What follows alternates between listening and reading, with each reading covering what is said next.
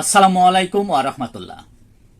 দেশের প্রধান প্রধান জাতীয় দৈনিক পত্রিকার শিরোনামে স্থান করে নেওয়া আন্তর্জাতিক খবরগুলোর মধ্যে যা যা থাকছে, শুরুতেই থাকছে এবার ইসরায়েলের টার্গেট সিরিয়া, সামরিক সদর দপ্তর, প্রতিরক্ষা মন্ত্রণালয় ও প্রেসিডেন্ট প্রাসাদ লক্ষ্য করে বিমান হামলা, নিহত 1 ও আহত 20 জন। ট্রাম্পের হুমকি সত্ত্বেও যুদ্ধ চালিয়ে যাবেন পুতিন। মস্কোতে হামলা চালাতে জেলেনস্কিকে নিষেধ করল মার্কিন প্রেসিডেন্ট ডোনাল্ড ট্রাম্প। ইউক্রেনের সাথে ক্রমাগত যুদ্ধে এগিয়ে যাচ্ছে রুশ বাহিনী। ট্রাম্পের শুল্ক হুমকির মধ্যেও প্রত্যাশা ছাড়ালো চীনের প্রবৃদ্ধি।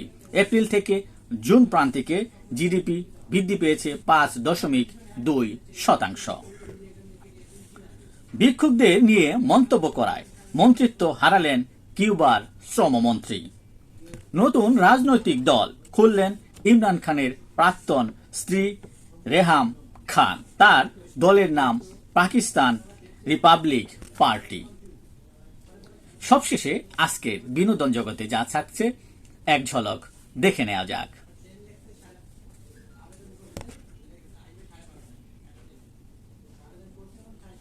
এই ছিল দেশের প্রধান প্রধান দৈনিক পত্রিকার শিরোনামে স্থান করে নেওয়া আলোচিত সংবাদগুলো, জানিয়ে এতক্ষণ আপনাদের মাঝে উপস্থিত ছিলাম। আশা করি আপনাদের ভালোই লেগেছে।